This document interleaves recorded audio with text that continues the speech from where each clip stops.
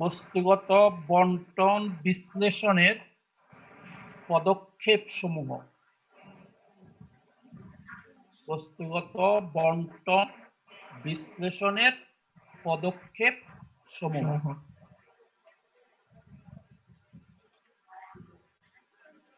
Steps for logistics analysis. তাহলে 1 number point বলবো। জি sir বলেন স্যার। 1 নাম্বার নিরাপত্তার মার্জিন সংরক্ষণ। নিরাপত্তার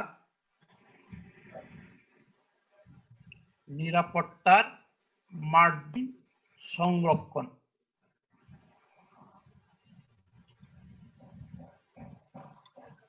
নিরাপত্তার মার্জিন সংরক্ষণ। ঠিক আছে। জি স্যার। 2 কাজগুলোর মধ্যে সম্পর্ক নির্ধারণ। কাজগুলোর মধ্যে সম্পর্ক নির্ধারণ।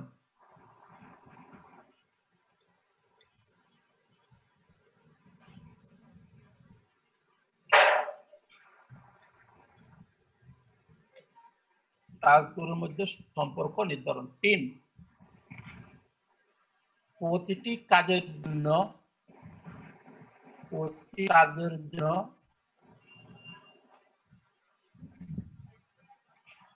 প্রয়োজনীয় উপকরণের ধরন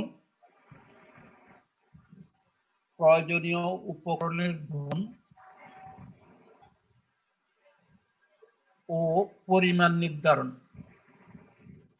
পরিমাণ নির্ধারণ।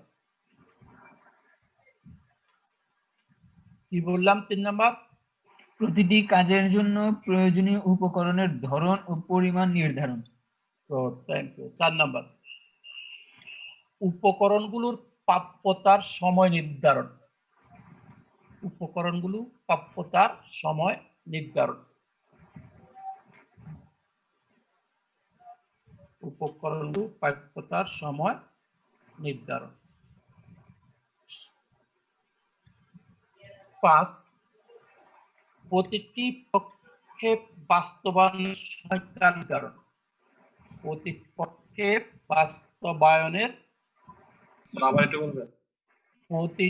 পদক্ষেপ বাস্তবায়নের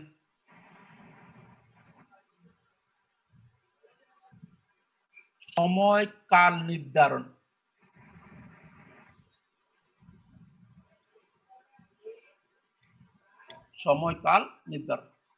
এরপর 6 প্রতিটি কাজ শুরু ও শেষ করার সম্ভাব্য তারিখ নির্ধারণ। প্রতিটি কাজ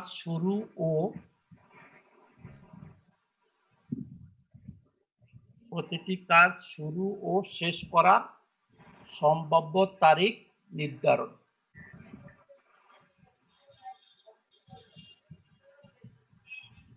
7 নম্বর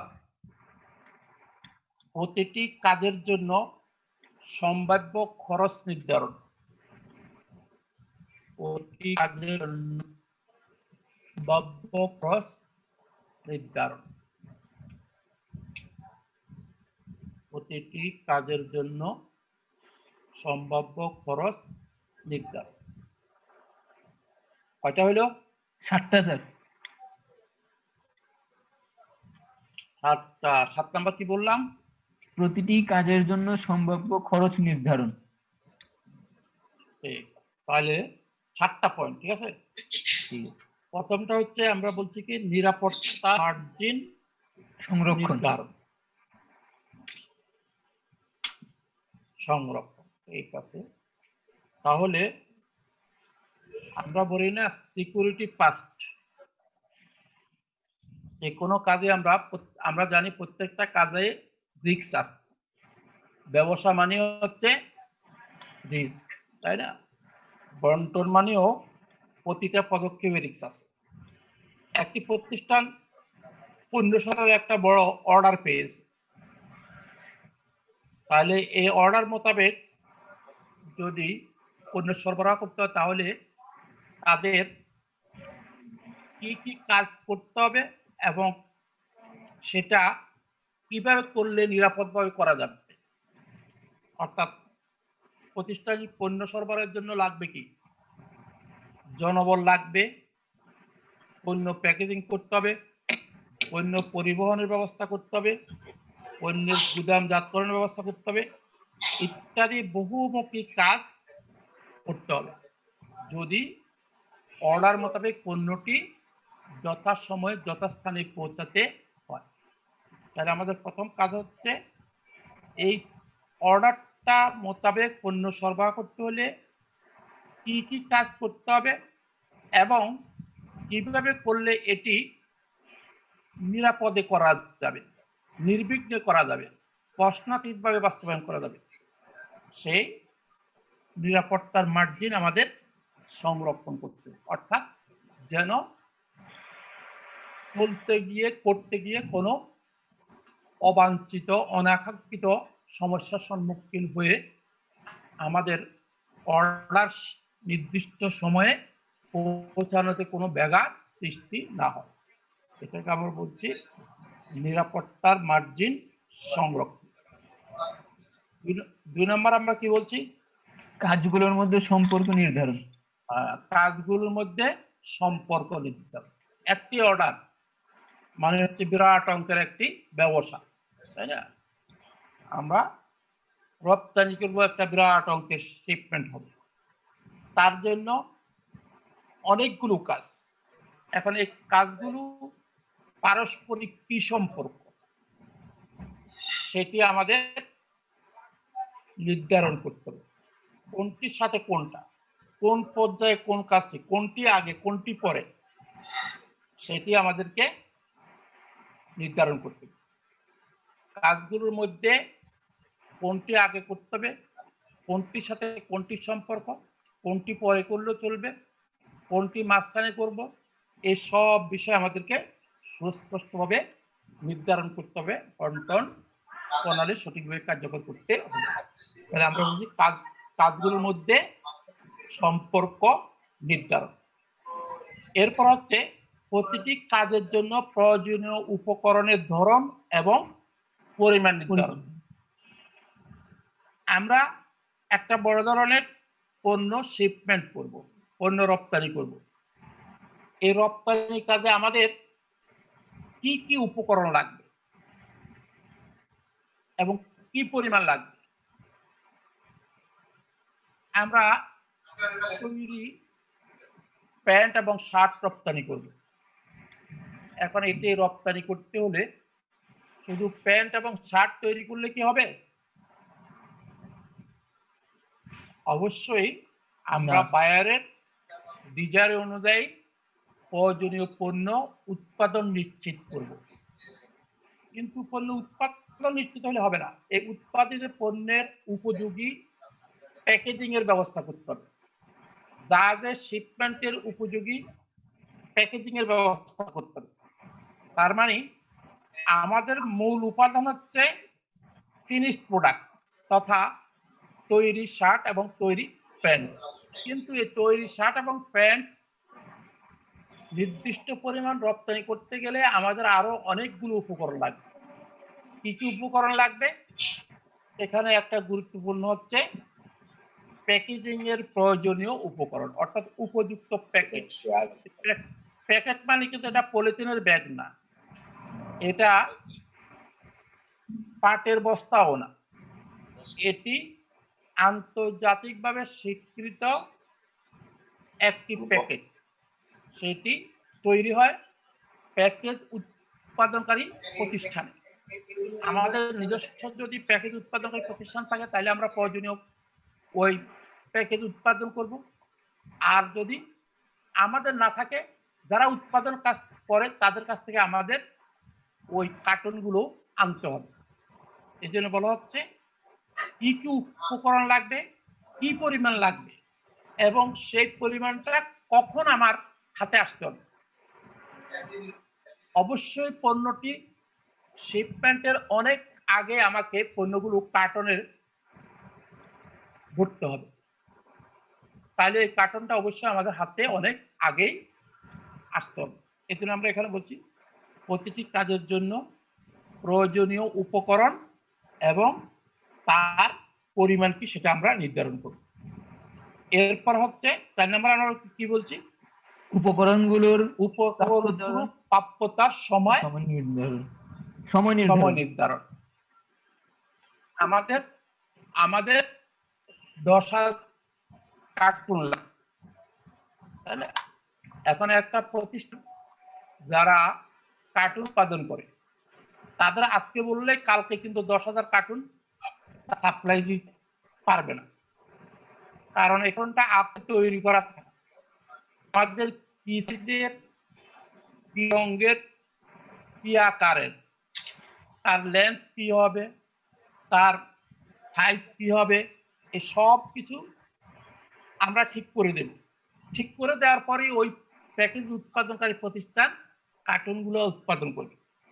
এই জন্য বলা হচ্ছে যে এই যে আমরা পণ্যটা সময় মতো শিপমেন্টে নিতে হলে কখন আমাদের হাতে এই প্যাকেটগুলো আসতে হবে, প্রয়োজনীয় উপকরণগুলো আসতে হবে, সেই সময়ের মধ্যে আমরা এটা পাবো কিনা সেক্ষেত্রে আমাদের অবশ্যই বিবেচনা রাখতে হবে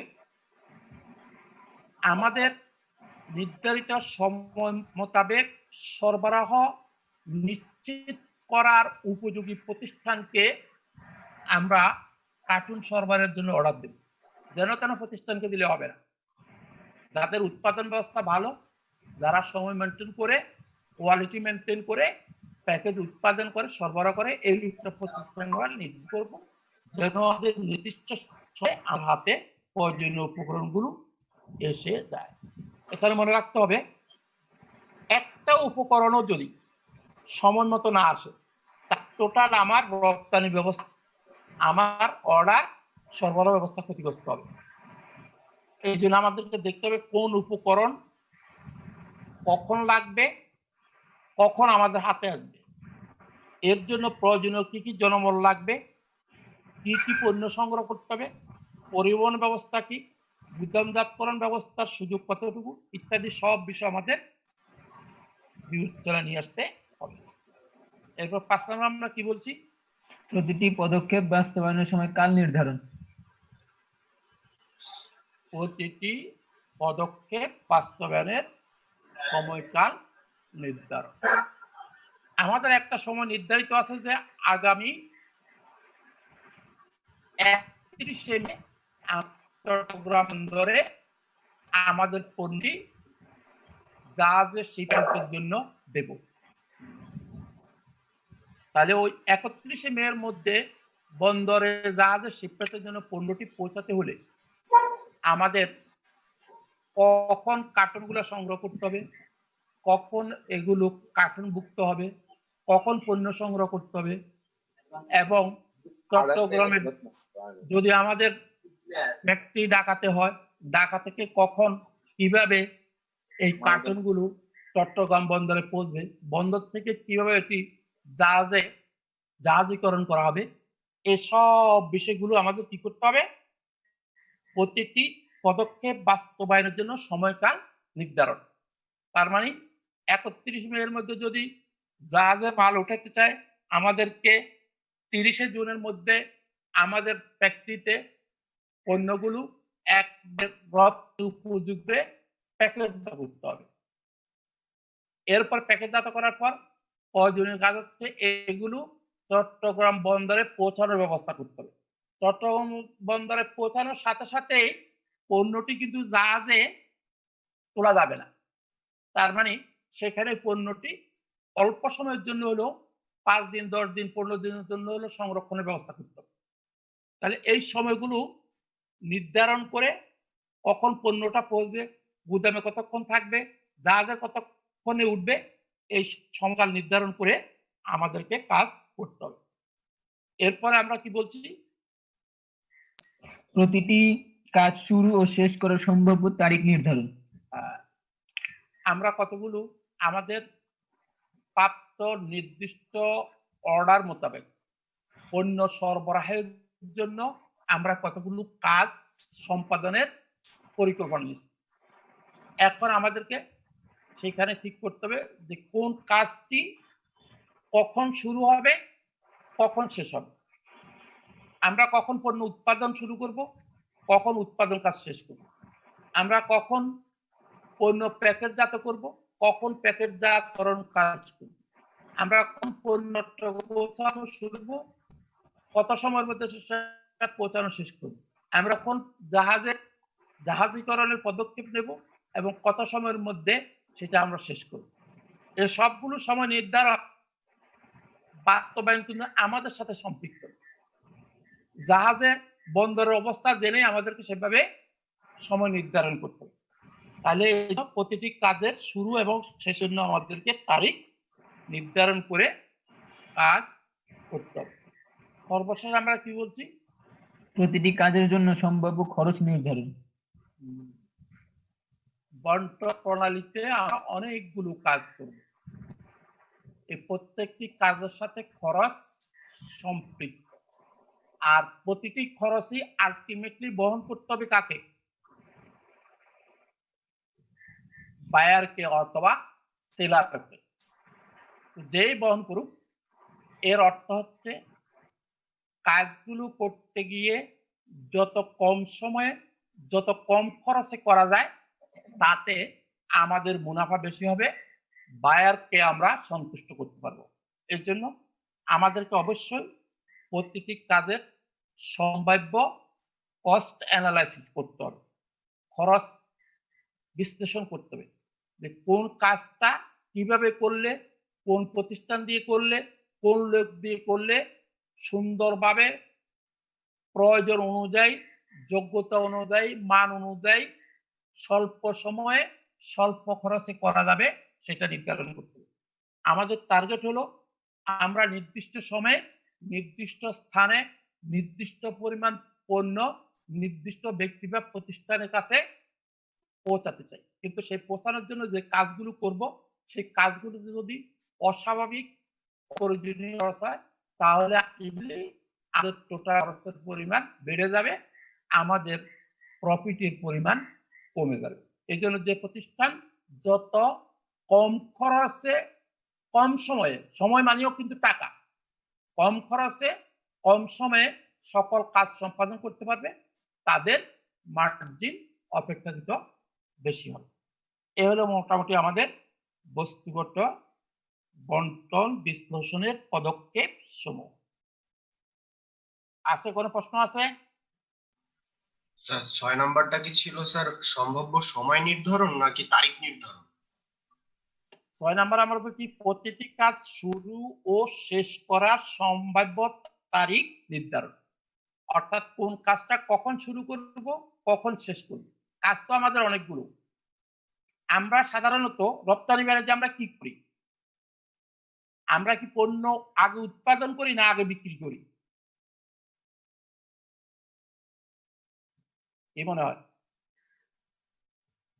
রপ্তানি বাণিজ্যে আমরা পণ্য উৎপাদন করি বিক্রি করি না বিক্রি করি উৎপাদন করি? এতক্ষণ সময় লাগলো হবে না। অধিকাংশ রপ্তানি বাণিজ্যে, বিশেষ করে আমাদের রপ্তানি বাণিজ্যের একটা বিরাট খাত হলো গার্মেন্টস প্রোডাক্ট। এই প্রোডাক্ট গুলো আমরা আগে বিক্রয় করি, বিক্রয় করার পর ক্রেতার কাছ থেকে অর্ডার পাওয়ার পরে আমরা ওই পণ্য উৎপাদন কাজে হাত আগে বিক্রি করি। মানে কি, ওই যে আমাদের ডেলিগেট বায়ারদের দেশে গিয়ে 10টা 20টা স্যাম্পল নিয়ে যায়, সেই স্যাম্পল দেখে বায়াররা 2-5টা স্যাম্পল সিলেক্ট করে তারা একটা অর্ডার দেয় যে আজকে জুন মাস, আগামী 31 ডিসেম্বরের মধ্যে এই স্যাম্পলের এত লাখ, এত হাজার বা এত পরিমাণ প্রোডাক্ট আমাদেরকে দিতে হবে। তার মানে আমরা ওই স্যাম্পল দেখে পণ্যটা বিক্রি করে ফেলছি, ক্রেতার কাছ থেকে আমরা ক্রয় অর্ডার পেয়েছি। ক্রয় অর্ডার পাওয়ার সাথে সাথে আমাদের ডেলিগেট দেশে চলে আসে। দেশে এসেই তারা এটা নিয়ে একটা প্ল্যান সলভ করে যে এই পরিমাণ পণ্য ওজনের মধ্যে উৎপাদন ক্ষেত্রে আমার কি কি কাজ করতে হবে, প্যাকেটজাতকরণের মধ্যে কি করতে হবে, পরিবহনের ক্ষেত্রে আমার কি করতে হবে, গুদামজাতকরণ ক্ষেত্রে আমার কি করতে হবে, বন্দরে আমার কি করতে হবে, জাহাজের জন্য আমার কি করতে হবে। এই যে প্রত্যেকটি কাজের জন্য আমাদেরকে একটা নির্দিষ্ট শুরু এবং শেষ সময় নির্ধারণ করতে হবে। 31 ডিসেম্বরের মধ্যে পণ্য সরবরাহ করতে হলে অবশ্যই উৎপাদন কাজ আমাকে 3 মাস আগে সারতে হবে, কারণ উৎপাদনের পরে আরো অনেক কাজ আছে। এই জন্য আমরা বলছি প্রতিটি কাজ শুরু এবং শেষ করার তারিখ আমাদেরকে নির্ধারণ করে নিতে হবে আগে। আর কারো কোনো প্রশ্ন? ঠিক আছে, তাহলে আমরা নেক্সট আলোচনায় আসতে চাই।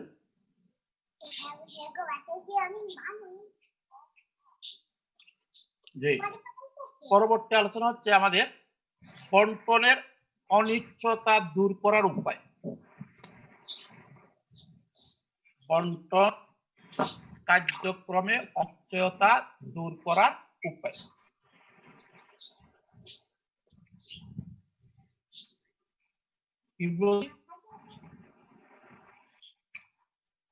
বন্টন কার্যক্রমে অনিশ্চয়তা দূর করার উপায়। বন্টন কার্যক্রমে অনিশ্চয়তা দূর করার উপায়। ঠিক আছে, জি স্যার, ঠিক আছে। এখানে আমরা 4টা পয়েন্ট আলোচনা করব। প্রথম হচ্ছে সম্পদ ও উপকরণ প্রাপ্তি নিশ্চিতকরণ। সম্পদ ও খাতায় লিখবো স্যার? খাতায় লিখবেন না হাতে লিখবেন? হাতে লিখেন। খাতা লিখলে তো আমার হাত তো সবসময় সাথে থাকবে, খাতার তো খবর থাকবে না। জি স্যার। ঠিক আছে, আর কেমন আছেন? লিখলে কাজ হবে। সিলেবাস কিন্তু অনলাইনে শেষ হয়ে যাবে। সিলেবাস কিন্তু অনলাইনে শেষ হয়ে যাবে, এর জন্য অংশগ্রহণের সংখ্যা আরো বাড়াইতে হবে। তাহলে আমরা কি বলছি? 1 নম্বর সম্পদ ও উপকরণ প্রাপ্তি নিশ্চিত। উপকরণ প্রাপ্তি নিশ্চিতকরণ। 2 নম্বর নিরাপত্তা বেষ্টনী সংরক্ষণ। নিরাপত্তা বেষ্টনী সংরক্ষণ। স্যার কোশ্চেনটা যদি আরেকবার বলতেন স্যার। ও তখন অরিন্দম কহিল বিষাদে। স্যার আমার পাশে কারেন্ট ছিল না, এটা নেটে বলছি, আবার বলছি। আমরা বলছি বন্টন কাজে অনিশ্চয়তা দূর করার উপায়। বন্টন কাজে অনিশ্চয়তা দূর করার উপায়। ঠিক আছে? জি স্যার। বন্টন কাজে অনিশ্চয়তা দূর করার উপায়। 1 নম্বর কি বলছি? সম্পদ ও উপকরণের প্রাপ্তি নিশ্চিত করো। 2 নিরাপত্তা বেষ্টনী সংরক্ষণ। স্যার লিখছি স্যার কোশ্চেন। 1 নাম্বারটা কি স্যার? সম্পদ ও উপকরণ প্রাপ্তি নিশ্চিতকরণ। সম্পদ ও উপকরণ প্রাপ্তি নিশ্চিতকরণ। Ensure the ability and resources. সম্পদ ও উপকরণ প্রাপ্তি নিশ্চিতকরণ। 2 নম্বর কি বলছি? বেষ্টনী। 2 নম্বর লেখো। 2 নম্বর নিরাপত্তা বেষ্টনী সংরক্ষণ। নিরাপত্তা বেষ্টনী সংরক্ষণ। 3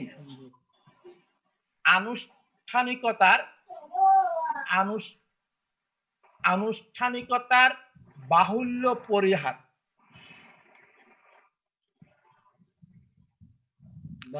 আনুষ্ঠানিকতার বাহুল্য পরিহার। জি স্যার। 5 স্যার ও 4 আছে তো 4টা। 5 দিন লোক থেকে 4 নির্দিষ্ট সময় অন্তর অন্তর পর্যালোচনা।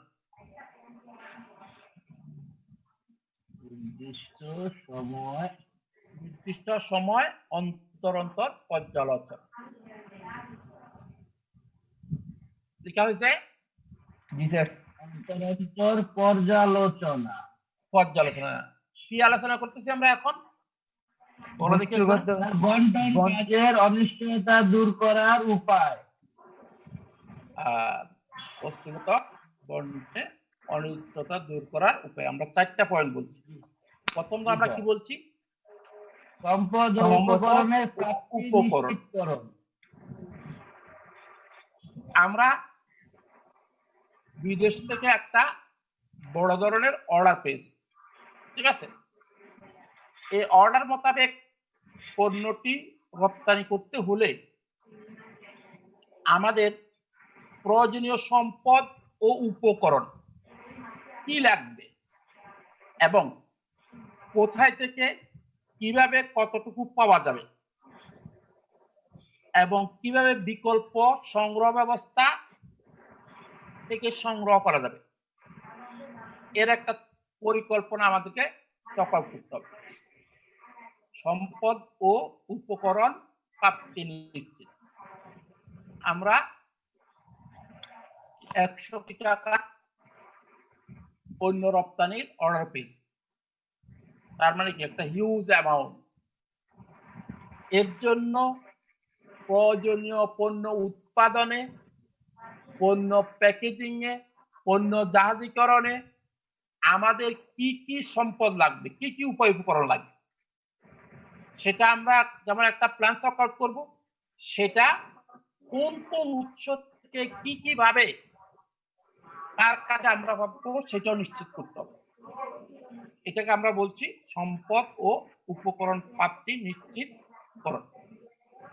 কোথায়, কিভাবে, কতটুকু, কার মাধ্যমে পাবো সেটা আমাদেরকে ঠিক করতে হবে।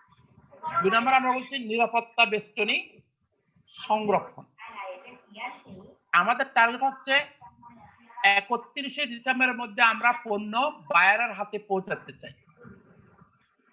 এখন পণ্য উৎপাদন থেকে জাহাজীকরণ পর্যন্ত এবং জাহাজ থেকে পণ্য আমদানিকারকের বন্দরে পৌঁছানো পর্যন্ত, বন্দর থেকে আমদানিকারকের হাতে পৌঁছানো পর্যন্ত এই যে সময়টা লাগবে, এর একটা আমরা টাইম ফ্রেমওয়ার্ক ঠিক করব। এই টাইম ফ্রেমওয়ার্কটা আমরা এভাবে ঠিক করব, সেখানে যে পরিমাণ সময় আমাদের প্রয়োজন তার থেকে 10% বা 20% সময় আমরা হাতে রেখে এই সময়কালটা আমরা নির্ধারণ করব। এটা এই জন্য করব, আমরা যে টাইম ফ্রেমওয়ার্ক ঠিক করব সে অনুযায়ী সবকিছু চলবে এটা আমরা নিশ্চিত বলতে পারি না, কারণ সবকিছু সবসময় আমাদের হাতে থাকে না। হঠাৎ করে বিদ্যুৎ নাই 3 দিন, তো আমার ফ্যাক্টরির উৎপাদন 3 দিন বন্ধ থাকবে, 3 দিন থাকা মানে বিরাট সমস্যা। তো দেখ, আমাকে এখানে নিরাপদ একটা টাইম ওয়ার্ক ফ্রেমওয়ার্ক করতে হবে, যাতে যত কিছুই ঘটুক যাই হোক ওই নির্দিষ্ট সময় যেন আমি পণ্যটি পৌঁছাতে পারি। এটাকে বলা হচ্ছে নিরাপত্তার বেষ্টনী সংরক্ষণ। 31 তারিখে পৌঁছাইতে হবে, 25শে ডিসেম্বর যদি আমি জাহাজে মাল উঠাই আমার এই পণ্য কিন্তু ক্রেতার কাছে পৌঁছবে। আমার মাথা রাখতে হবে যে জাহাজে পণ্যটি ক্রেতার বন্দরে পৌঁছতে 1 মাস সময় লাগবে। আমি 1 মাসের জায়গায় 1.5 মাস সময় হাতে রাখবো, 15 দিন হাতে রাখবো, যেন মাঝে 2, 4, 5 দিন এদিক সেদিক গুলো নির্দিষ্ট সময়ের 1 সপ্তাহ আগে আমি পৌঁছাতে পারি। এটাকে বলা হচ্ছে নিরাপত্তার বেষ্টনী সংরক্ষণ। এরপর 3 নাম্বার আমরা কি বলছি? আনুষ্ঠানিকতার বাহুল্য পরিহার। আনুষ্ঠানিকতার বাহুল্য পরিহার, যেটাতে আমরা খুব অভ্যস্ত। আমরা বাংলাদেশি মানুষরা আনুষ্ঠানিকতা শোয়িং টেন্ডেন্সি বেশি। তো এখানে বলা হচ্ছে এই যে পণ্য উৎপাদন থেকে আমদানি করে কাছে পৌঁছানো পর্যন্ত অনেকগুলো কাজ, এ প্রত্যেকটা কাজেই অনানুষ্ঠানিক আনুষ্ঠানিকতা আছে। এখন যদি কোনো প্রতিষ্ঠান ম্যানেজমেন্ট অথবা যারা উৎপাদন ব্যবস্থাতে সম্পৃক্ত, বন্টন ব্যবস্থাতে সম্পৃক্ত, তারা প্রতিদিন কতগুলো অনুষ্ঠান করে, তাহলে কি হবে? এই আনুষ্ঠানিকতার কারণে একদিকে অনেক সময় নষ্ট হবে, অন্যদিকে অনেক খরচ বেড়ে যাবে। এই জন্য বলা হচ্ছে প্রয়োজনীয় আনুষ্ঠানিকতা অবশ্যই করতে হবে, কিন্তু শেষ যেন আনুষ্ঠানিকতারা অপ্রয়োজনীয় না হয়। এই জন্য বলছি আমরা আনুষ্ঠানিকতার বাহুল্য পরিহার, অপ্রয়োজনীয় আনুষ্ঠানিকতা বাদ দিয়ে যত দ্রুত কাজ সম্পাদন করা যায় সেটাই করতে হবে। এরপর 4 নম্বর পয়েন্ট বলছি আমরা কি? নির্দিষ্ট সময় অন্তর অন্তর পর্যালোচনা। এর অর্থ হচ্ছে আমরা যে ওই 1 নাম্বার পয়েন্টে আমরা কি করছি, সম্পদ ও উপকরণ প্রাপ্তি নিশ্চিত করছি, এবং 2 নম্বরে আমরা নিরাপত্তা একটা বেষ্টনী সংরক্ষণ করছি। এই নিরাপত্তা বেষ্টনী সংরক্ষণ মানে হচ্ছে আমরা কখন আমাদের এই পণ্যটির উৎপাদন কাজ শেষ করব, তার মানে কখন আমরা উৎপাদন শুরু করব, আমরা কখন এটার প্যাকেজিং শেষ করব, তার মানে আমরা কখন এর প্যাকেজিং শুরু করব, কখন আমরা পণ্য বন্দরে পৌঁছাবো, তার মানে কখন আমরা বন্দরে পৌঁছানোর পদক্ষেপ নেব, আমরা কখন পণ্য জাহাজে তুলব, তার মানে কখন আমরা এটা শুরু করব। এই প্রত্যেকটি কাজ শুরু এবং শেষের আমরা একটা বেষ্টনী তৈরি করছি, এবং এখানে আমরা বলছি আমরা এর জন্য নির্দিষ্ট কিছু সময় হাতে রাখবো। এখানে বলা হচ্ছে এই যে আমরা অর্ডার পাওয়ার প্রথম কাজ হচ্ছে আমরা প্রয়োজনীয় পণ্য উৎপাদনের একটা পরিকল্পনা নিলাম। সেই পরিকল্পনা মোতাবেক আমরা ফ্যাক্টরিতে উৎপাদন কাজ শুরু করলাম। আমাদের টার্গেট হচ্ছে প্রতিদিন আমরা 10,000 ইউনিট পণ্য উৎপাদন করব। শুধু পরিকল্পনা নিলে হবে না। সকালে আমার পরিকল্পনা ছিল আজকে 10,000 ইউনিট পণ্য উৎপাদন হবে। এন্ড অফ দ্য ডে, দিনের শেষে আমাকে হিসাব করে দেখতে হবে আমাদের 10,000 ইউনিট পণ্য উৎপাদন হয়েছে কি। যদি হয় তাহলে আমি এই অবস্থা কন্টিনিউ করব, আর যদি কম হয় তাহলে আমি ওখানে পদক্ষেপ নেবো যে কি করলে আগামী, আজকে কম হয়েছে 2,000 কম হয়েছে, কালকে আমাকে 12,000 উৎপাদন করতে হবে, কি করলে 12,000 উৎপাদন নিশ্চিত করতে হবে। এটাকে বলা হচ্ছে নির্দিষ্ট সময় অন্তর অন্তর, প্রতিদিন, প্রতি সপ্তাহে, প্রতি 10 দিন অন্তর অন্তর এই কাজগুলো মূল্যায়ন করতে হবে। মূল্যায়ন করে এরপরে পরবর্তী পদক্ষেপ নিতে হবে, তাহলে পরে আমরা নির্দিষ্ট সময়ে নির্দিষ্ট পণ্য পৌঁছাতে পারব। এই পর্যালোচনাটা এই জন্য প্রয়োজন, অর্থাৎ ওই যে আমাদের নিরাপত্তা বেষ্টনী, সেই নিরাপত্তা বেষ্টনীর মধ্যে আমরা প্রয়োজনীয় সব কাজগুলো করতে পারছি কিনা। যদি কোথাও কোনো কমতি থাকে, কোনো সমস্যা হয়, সেই সমস্যা ওভারকাম করার জন্য তাৎক্ষণিক পদক্ষেপ আমরা নিব। এগুলো মোটামুটি আমাদের 4টা পয়েন্ট। এখানে কারো কোনো কথা থাকলে বলতে পারো। স্যার ওই যে 2 নম্বরে এই যে বেষ্টনীটা কি স্যার? বেষ্টনী, বেষ্টনী বেড়া বুঝো, বেড়া বেড়া? বেড়া বেড়া দেওয়া হয় ক্ষেত পাড়ার জন্য। বেড়ায় যদি ক্ষেত খায় তাহলে কি করবো? মেইনটেনিং মার্জিনস অফ সেফটি, আমরা বলি না নিরাপত্তা বলয় সৃষ্টি করছে, সাইটরের নিরাপত্তা। প্রধানমন্ত্রী আসবে কলেজে, বিভিন্ন সংস্থাগুলো কত স্তরের নিরাপত্তা বেষ্টনী করে? 4টা 5টা স্তরের। আমরা এখানে বলছি আমাদের পণ্য রপ্তানির বেষ্টনী, আমাদের পণ্যটি ক্রেতার অর্ডার মোতাবেক তার কাছে পৌঁছানোর জন্য কতগুলো কাজের পরিকল্পনা আমরা হাতে নিচ্ছি। শুধু পরিকল্পনা হাতে নিলে হবে না, এই পরিকল্পনা বাস্তবায়নের জন্য যে পরিমাণ সময় লাগতে পারে তার চেয়ে 20% আমরা বেশি সময় হাতে নিয়ে কাজ শুরু করব, যেন কোথাও কোনো গ্যাপ হলে ওই হাতে রাখা সময় দিয়ে আমরা কাজটা শেষ করতে পারি।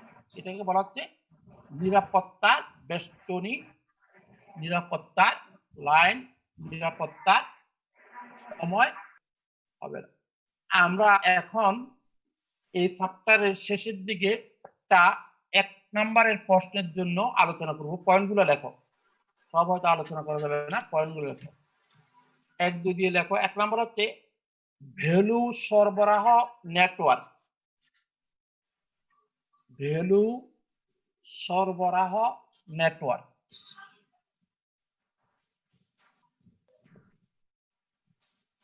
ঠিক আছে? এগুলো কি পয়েন্ট নাকি কোনো প্রশ্ন স্যার? এগুলো হলো 1 নম্বরের প্রশ্ন। আমরা চ্যাপ্টারের শেষে চলে আসছি। ব্যক্তিগত বন্টন প্রণালীর এই 4র্থ চ্যাপ্টারে আমরা শেষ আলোচনা, কয়েকটা পয়েন্ট। আগামী ক্লাসে আমরা 5ম অধ্যায়ে চলে যাব। তাহলে 1 নাম্বার বলছি আমরা কি, ভ্যালু সরবরাহ নেটওয়ার্ক, অর্থাৎ ভ্যালু সরবরাহ নেটওয়ার্ক কাকে বলে এটা আমরা বলবো। 2 নাম্বার লেখা হয়েছে, লেখা হয়েছে 2 নাম্বার বাজারজাতকরণ প্রণালী। বাজারজাতকরণ প্রণালী, মার্কেটিং চ্যানেল, বাজারজাতকরণ প্রণালী।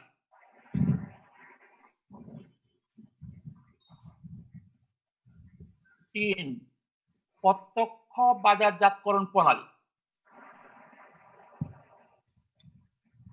প্রত্যক্ষ বাজারজাতকরণ প্রণালী।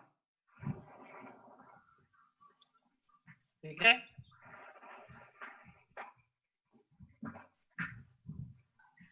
প্রত্যক্ষ বাজারজাতকরণ প্রণালী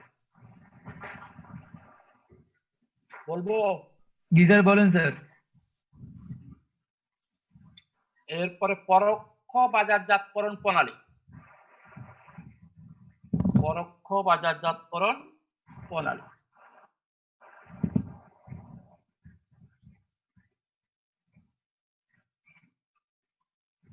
পরোক্ষ বাজারজাতকরণ প্রণালী।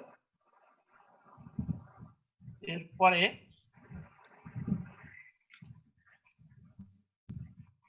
বহুমুখী বন্টন পদ্ধতি। বহুমুখী বন্টন পদ্ধতি। বহুমুখী বন্টন পদ্ধতি।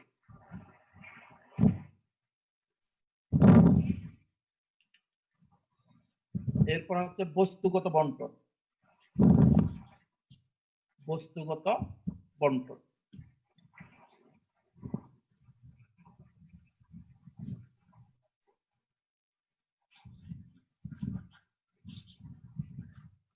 ঠিক আছে, জি স্যার।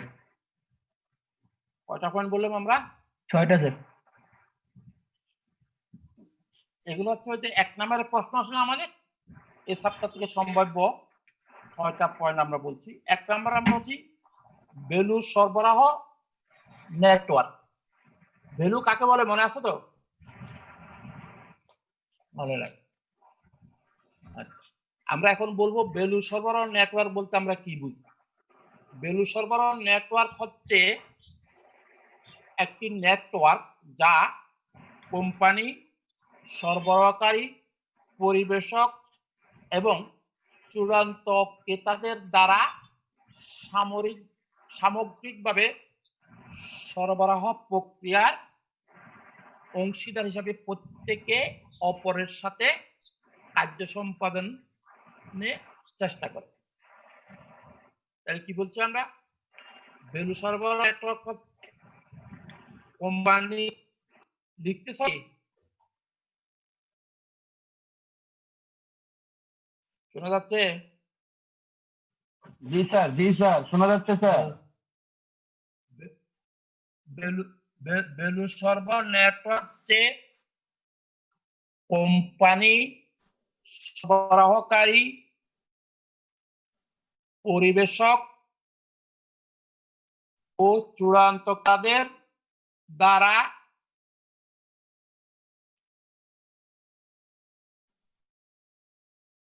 সামগ্রিক সরবরাহকৃত পারস্পরিক কাজের সমষ্টি।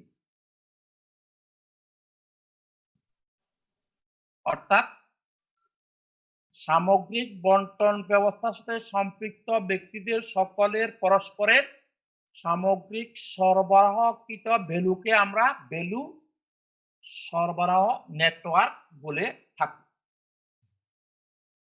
এরপরে 2 নম্বর হচ্ছে বাজারজাতকরণ প্রণালী। বাজারজাতকরণ প্রণালী মানে কি? যে প্রণালীর মাধ্যমে আমরা একটি পণ্য উৎপাদক থেকে চূড়ান্ত ভোক্তার নিকট পৌঁছিয়ে থাকি, এই ব্যবস্থায় সম্পৃক্ত সকল কার্যক্রমের সমষ্টি হচ্ছে বাজারজাতকরণ প্রণালী। তার মানে এখানে উৎপাদক আছে, মধ্যস্থ কারবারিরা আছে, তারপরে হলো ভোক্তা। উৎপাদক, মিডলম্যান এবং ভোক্তা, এইটা নিয়ে হচ্ছে আমাদের চ্যানেল অফ ডিস্ট্রিবিউশন। এরপর 3 নম্বর আমরা কি বলছি? 3 নম্বর হলো স্যার প্রত্যক্ষ বাজারজাতকরণ প্রণালী। বাজারজাতকরণ বলে ডাইরেক্ট চ্যানেল অফ ডিস্ট্রিবিউশন। তার যখন উৎপাদক নিজেই সরাসরি পণ্য ভোক্তাদের কাছে পৌঁছানোর পদক্ষেপ নেয়, তখন সেই ব্যবস্থাকে বলা হয় প্রত্যক্ষ বাজারজাতকরণ প্রণালী। অর্থাৎ এখানে কোনো মিডলম্যান ব্যবহার করা হয় না, যদিও অধিকাংশ পণ্যের ক্ষেত্রে এটি সম্ভব হয় না। তবে কিছু কিছু পণ্যের ক্ষেত্রে যে সকল পণ্যের উৎপাদক সংখ্যা কম, যে সকল পণ্যের ভোক্তা সংখ্যা কম এবং ভোক্তারা নির্ধারিত, সেই সকল পণ্যের ক্ষেত্রে উৎপাদক নিজে সরাসরি ভোক্তার কাছে পণ্য পৌঁছিয়ে থাকে। এটাকে আমরা বলি ডাইরেক্ট চ্যানেল অফ ডিস্ট্রিবিউশন। এরপর একটা আমরা বলছি পরোক্ষ বাজারজাতকরণ প্রণালী। পরোক্ষ মানে হচ্ছে যখন পণ্য বাজারজাতকরণে উৎপাদক বিভিন্ন ব্যক্তি এবং প্রতিষ্ঠানের সহযোগিতা নিয়ে থাকে, তখন সেটাকে বলা হয় পরোক্ষ বাজারজাতকরণ প্রণালী। অর্থাৎ এখানে উৎপাদক পণ্য উৎপাদন করে বন্টনের জন্য বিভিন্ন ব্যক্তি এবং প্রতিষ্ঠানকে নিয়োগ করে থাকে, এটাকে আমরা বলছি পরোক্ষ বন্টন প্রণালী। ঠিক আছে, এরপরে কি বলছিলাম? বহুমুখী বন্টন পদ্ধতি। বহুমুখী বন্টন পদ্ধতি মানে কি? বহুমুখী মানে দুদিকেই স্যার, অনেক মাধ্যম নিয়ে এই বন্টন করা হবে পণ্যগুলো। বহুমুখী মানে হচ্ছে যখন দুই বা ততোধিক ক্রেতা বিভাগের মাধ্যমে পণ্য ভোক্তাদের কাছে পৌঁছানোর পদক্ষেপ নেওয়া হয়, তখন সেটাকে বলা হয় বহুমুখী বন্টন পদ্ধতি। অর্থাৎ পণ্য বন্টনে আমরা বিভিন্ন মুখী পদক্ষেপ গ্রহণ করি, যার সংখ্যা দুই বা তার অধিক যখন হয় তখন ওটাকে আমরা বলি কি? বহুমুখী বন্টন পদ্ধতি। সর্বশেষ আমরা কি বলছি? বস্তুগত বন্টন। এটা বলো দেখি একজনে, কাকে বলে বস্তুগত বন্টন? কাকে বলে? পারবে? বলতে পারবে কেউ? এতে বোঝা যায় ক্লাসের পরে আর সম্পর্ক নেই। আমরা এই চ্যাপ্টারটা যে কথা দিয়ে শুরু করছি সেই কথা দিয়ে এখন শেষ করতে চাচ্ছি। বস্তুগত বন্টন বলিতে কি বুঝো? শুরুতে আমরা বলছিলাম সঠিক পণ্য সঠিক পরিমাণে সঠিক স্থানে সঠিক সময়ে উপস্থাপনের পরিকল্পনা গ্রহণ, বাস্তবায়ন ও নিয়ন্ত্রণ কাজের সাথে সম্পাদনের গতি ও প্রবাহকে বস্তুগত বন্টন বা লজিস্টিক্স বলা হয়। এটা প্রথম দিন আমরা কিন্তু লিখাইছিলাম, খাতা থাকলে প্রতিদিনের ক্লাস খুঁজে দেখো। বস্তুগত বন্টন বা লজিস্টিক্স কাকে বলে? সঠিক পণ্য সঠিক পরিমাণে সঠিক স্থানে সঠিক সময়ে উপস্থাপনের পরিকল্পনা গ্রহণ, বাস্তবায়ন এবং নিয়ন্ত্রণের কার্য সম্পাদনের গতি ও প্রবাহকে বস্তুগত বন্টন বলা হয়। আলোচনা শেষ। এখন কারো কোনো প্রশ্ন থাকলে বলো।